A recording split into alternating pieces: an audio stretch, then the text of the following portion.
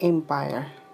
Ang Khmer na Cambodia sa kasalukuyan ang dating pinakamakapangyarihan kaharian sa kalakhang lupain ng reliyong Timog Silangang Asya sa ilalim ng pamumuno ni Jayavarman II, ang tinaguriang The Greatest King or God of the King during this kingdom. Ngunit paano nga ba nabuo ang Khmer Empire? Phnom Period. Sa kingdom na ito, sinasabi na pinagaharian ito ng dalawang god na tinawag na Dragon Lord. Dito nabuo ang pag-iibigan ni Queen Suma at Prince Kaundinya na dating magkalaban, subalit pinag-isa ng Dragon Lord at naging Chinla Period. Sa Chinla Period, dito matatagpuan ang Dippasamokka School kung saan nagsanay at nahasa ang kakayahan ni Jayavarman II sa pangunguna ni Hermit na kanyang guro. Matapos ang pamumuno ni Jayavarman I sa Chinla Period, naging mahusay si Jayavarman II sa pakikipaglaban sa mga invader. Hinirang siyang God of King dahil sa maayos na pakikitungo at pamumuno nito. Sa pamumuno ni Jayavarman II, nabuo ang temple na kung saan inalay at naging inspirasyon niya ang God or ang Dragon Lord na kanilang tinuturing na tagapangalaga.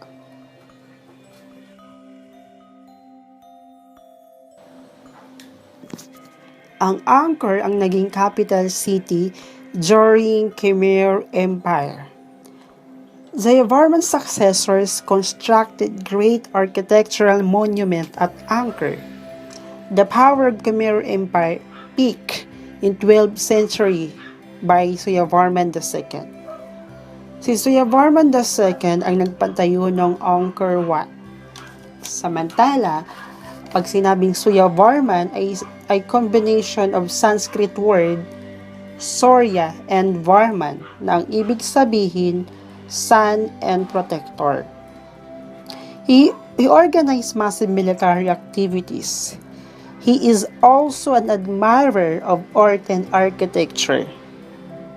Ang Angkor Wat ay nabuo dahil sa pagpapahalaga niya kay Vishnu.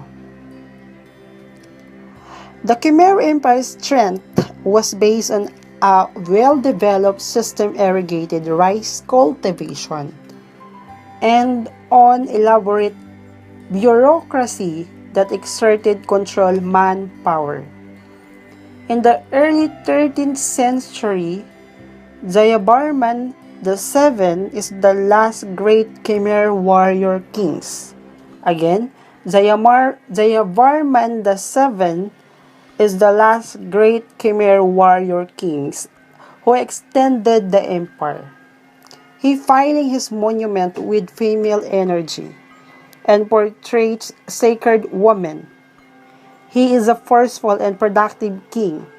He also built Angkor Thom Gate with hydro infrastructure and also built prom and bayon temple. Another important person, Rajendravarman. He described himself as a king that have a body as hard as diamond. He is against the ritual state of Champa and restored the capital, and after his throne, Jayavarman V na kanyang anak ay nagpatayo ng new city na ang ibig sabihin the capital of the Triumphant Monarch. Samantala, si Jayavarman VIII, one of the king during Angkor period who admire Hindu deity or deity Shiva. He is opponent of Buddhism. He changed Buddhism temple into Hinduism temple. That is Jayavarman VIII. Now, how the Khmer Empire declined? According to the history of Khmer, it was declined due to increasing strength of Thai, alternating invasion and occupation of Thai and Vietnamese peoples resulted in the fall of empire. Khmer rulers involved war in Vietnam and Assam.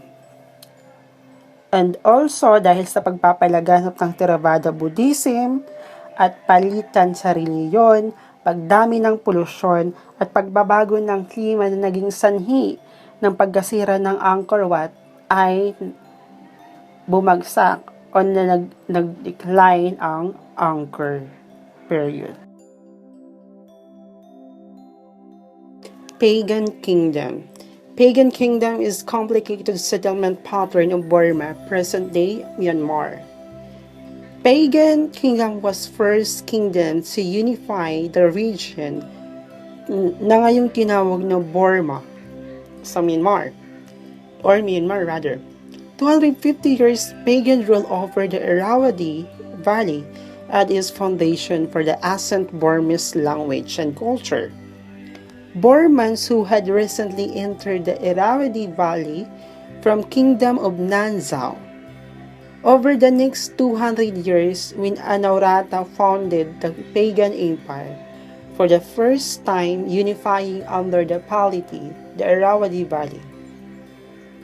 Si Anaurata ang unang king sa Myanmar at inintroduce niya ang Theravada Buddhism. Irrawaddy River or Valley ang siyang naging capital during pagan period and become a prominent city of pagodas and temples. Anaurata constructed the pagodas to enshrine a replica of the Buddha. The decline of pagan empire saw its last day in the time of Emperor Narati Papat, when an invasion of the Mongols led by Kublai Khan destroyed part of the empire, and the Mongols defeated pagan and invaded its territory.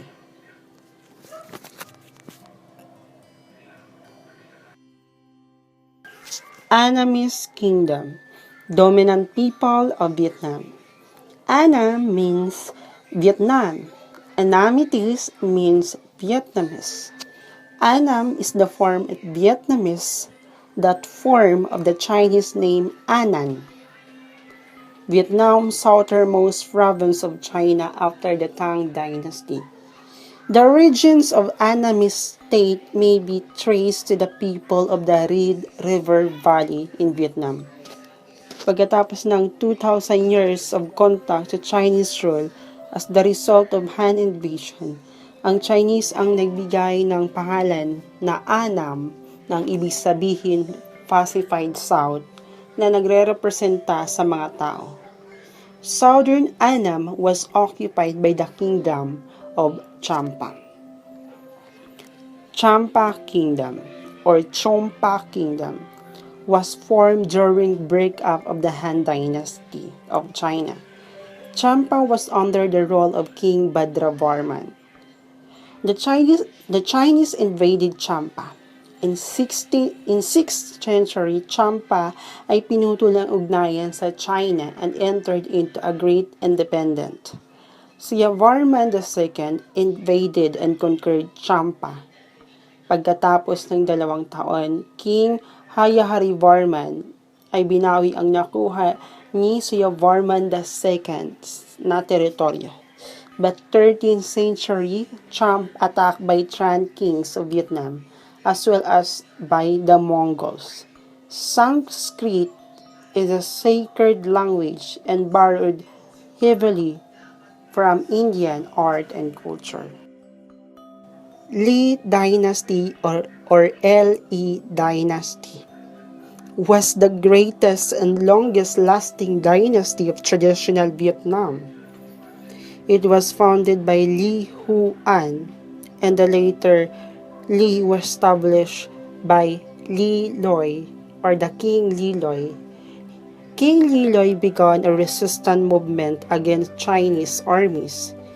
Li had liberated the country and was free to begin the process of recovering from Indianized Kingdom of China.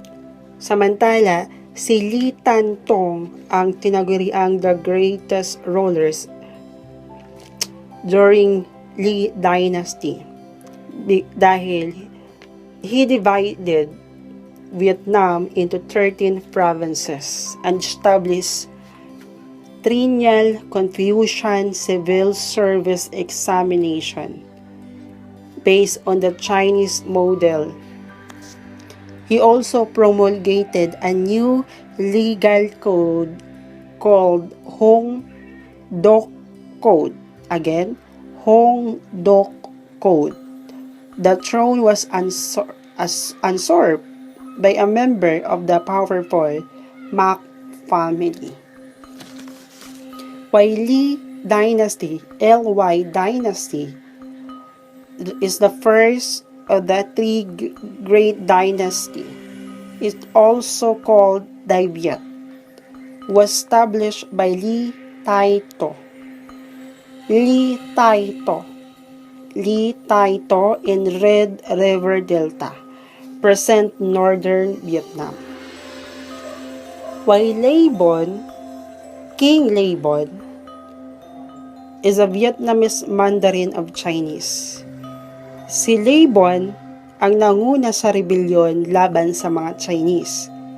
He was assassinated by the mountain, but his bravery inspired others. Si Laybon ay bumuo ng Universal Military Service to invade Chinese and Champa. Bumuo rin siya or he developed Red River Delta system para mapigilan ang baha and winter drought and become most fertile rice growing areas. He also promoted literature and art.